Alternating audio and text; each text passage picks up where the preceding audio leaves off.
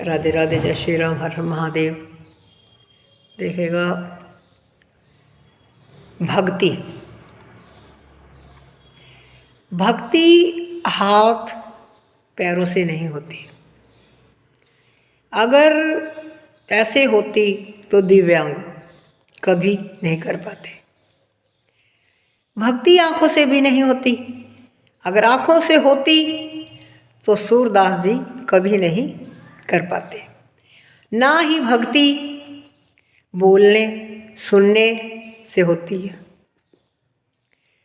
वरना गूंगे बहरे कभी नहीं कर पाते।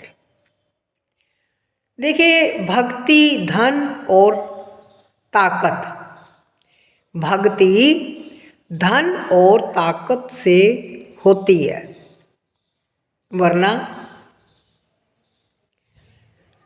गरीब और कमजोर कभी नहीं कर पाते। भक्ति धन और ताकत से होती तो गरीब और कमजोर आदमी कभी भी भक्ति नहीं कर पाते। धन से भी भक्ति नहीं होती। भक्ति केवल भाव से होती है। भक्ति केवल भाव से होती है। कहते हैं नहीं कि भगवान तो भाव के भूखे हैं।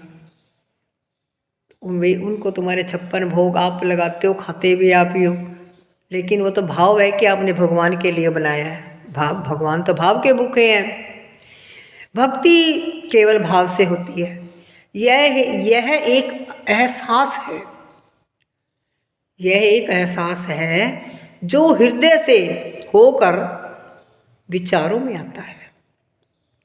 यह एक एहसास है जो हृदय से होकर विचारों में आता है, जिसे हम भक्ति कहते हैं।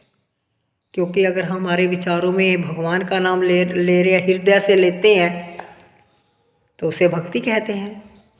तो अपाहिज लोग अगर कहते हैं कि हाथ पैर वाला नहीं कर पाता भक्ति, तो ऐसे तो दिव्यांग तो बेचारे कुछ भी नहीं कर पाते। हाथ पैरों वाले ये थोड़ा है कि हाथ पैर नहीं है तो वो कुछ नहीं कर सकता। हाथ पैरों से थोड़ा होती है भक्ति, तो दिल से होती है।